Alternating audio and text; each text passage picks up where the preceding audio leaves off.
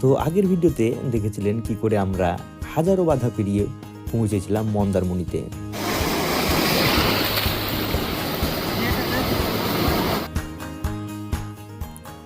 অনেক খোঁজাখুঁজির পর আমরা উঠেছিলাম মন্দারমণির সুন্দরতম রিসর্টের মধ্যে একটিতে, পার্থ কিং বিচ রিসর্টে।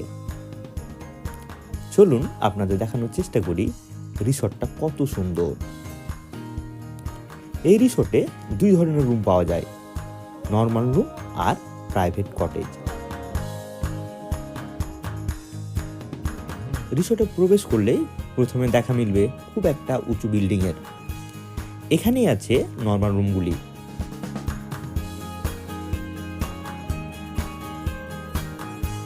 তো রুমগুলো আগে দেখুন কেমন, কত সুন্দর, তারপর বাকিটা দেখাচ্ছি।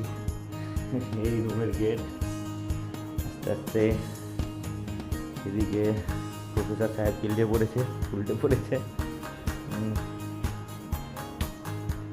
বড় টিভি, এই ব্যালকনি, সামনেটাই ব্যালকনি। এই ব্যালকনি থেকে বেরোলেই, ব্যালকনিতে দাঁড়ালেই চোখে পড়বে অসাধারণ দৃশ্যপট। সামনে বিচ, আর রিসর্টের মধ্যে এই গিটার আকৃতির পুলটি এই রিসর্টের সৌন্দর্য অনেকটাই বাড়িয়ে দিয়েছে।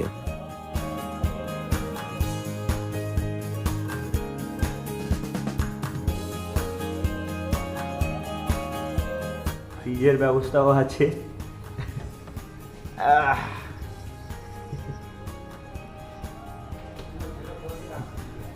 ফ্রিজটা কিন্তু সেই, দরকার হলে আপনি ঠান্ডা জল খেতে পারেন, আবার অনেকের অন্য কাজে লাগে ফ্রিজ, তারা সেই হিসাবে ইউজ করতে পারে।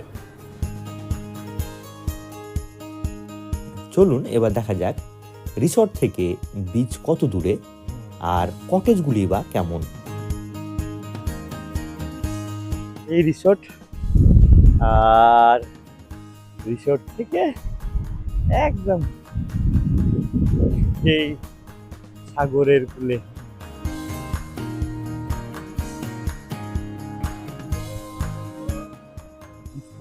রিসর্টের এন্ট্রিটা দেখুন, এইদিকে বিকেলবেলায় বা রাত্রিবেলায় বসার জন্য সুন্দর জায়গা করা আছে।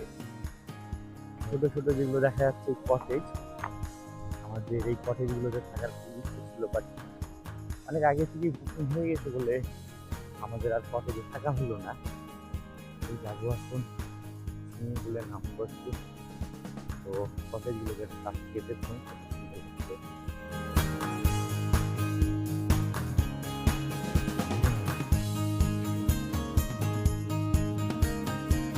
দারুণ দারুণ।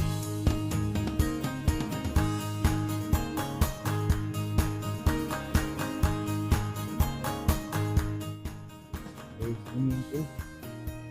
সুইমিং পুলটা গিটার আকৃতির বানানো, দেখুন সুন্দর লাগছে।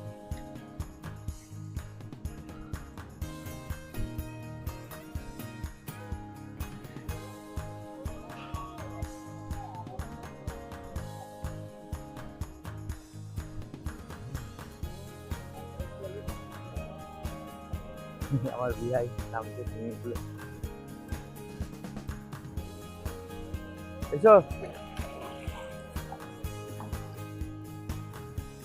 এত সুন্দর সুইমিং পুল দেখে যে কাউরির নামার ইচ্ছে করবে। আমরা বিশেষ করে এই সুইমিং পুলটা দেখে এই রিসর্টটা বুক করেছিলাম।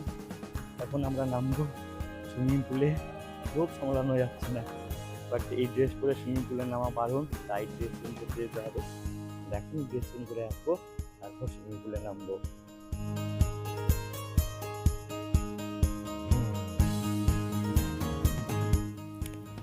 আর কি, ড্রেস চেঞ্জ করে নেমে পড়লাম পুলে স্বচ্ছ নীল জলে।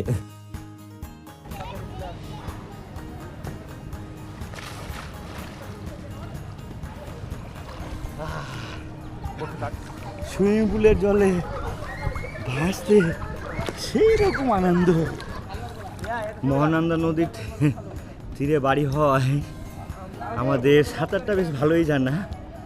এই সুইমিং পুলের জলে সাঁতার কাটা আর নদী সাঁতার কাটার মধ্যে অনেক পার্থক্য।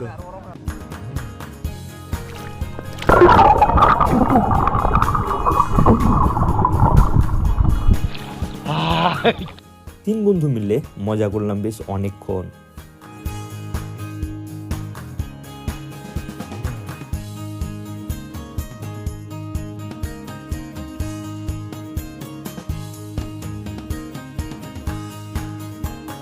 সুইমিং পুলে স্নান ছেড়ে অনেকটা টাইম কাটিয়ে দিলাম।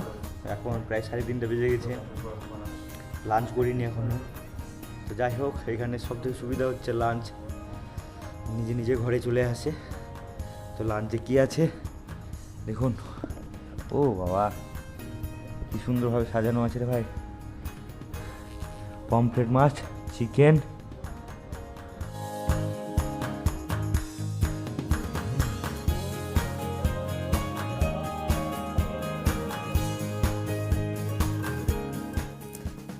লাঞ্চের পরে একটু দিবানিদ্রা সেরে বেরিয়ে পড়লাম আমরা।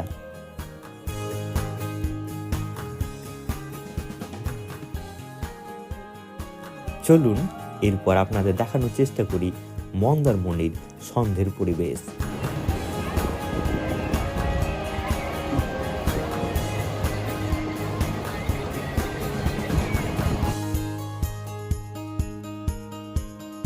প্রচুর লোকের সমাবেশে রাত্রের পরিবেশ ছিল বেশ জমজমাট।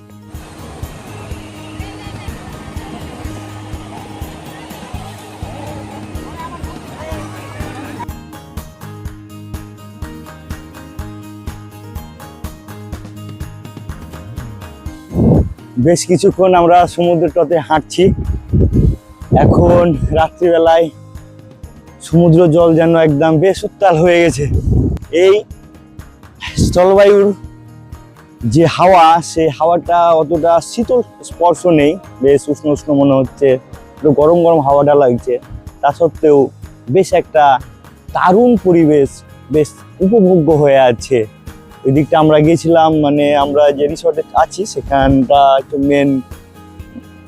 মেন মন্দারমণি থেকে কিছুটা বাইরে আর কি। আমরা চেয়েছিলাম একটু ঘিঞ্জি জায়গার মধ্যে থাকবো না, একটু আলাদাভাবে থাকবো। যাই হোক, আমরা ওখানে হেঁটে হেঁটে গিয়েছিলাম, অনেকটাই বেশ ভালো লাগছিল। এখন বেশ ভালো লাগছে। এই যে আওয়াজ উত্তাল হয়েছে সমুদ্রের আওয়াজটা মানে আলাদাই রকম ভাবে আসছে কানে।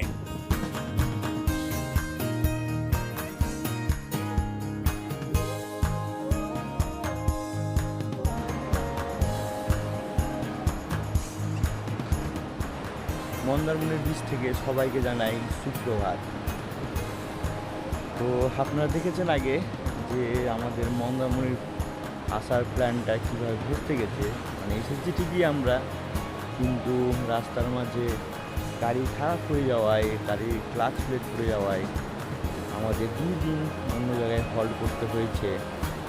তো মনে জোর নিয়ে তবু কালকে এসেছিলাম যে কমপক্ষে মন্দারমণি গিয়ে 1 রাত হলেও থাকবো। তো আমরা ছিলাম, রাতটা কাটালাম মন্দারমণিতেই। এখন সকাল হয়েছে, কিছুক্ষণ পর আমরা চেক আউট করবো। চেক আউট করে বেরিয়ে যাব। তো চেক আউট করার আগে কিছুক্ষণ ভাবলাম যাই সমুদ্র সৈকতে ঘুরে আসি, কিছুক্ষণ হাঁটি। সকালবেলার মন্দারমণির বিচের দৃশ্য দেখুন কত সুন্দর, খুব সুন্দর লাগছে হাঁটতে।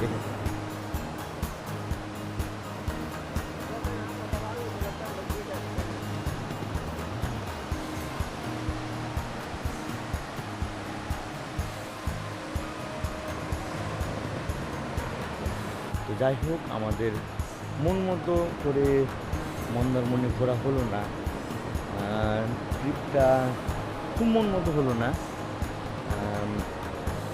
ডিউ থাকলো, আবার হয়তো আসবো মন্দারমণি, আরেকটা ছুটি পেলে আসবো আবার কোনো সময়, আবার আসবো মন্দারমণির বিচে ঘুরতে, মন করে ঘুরবো।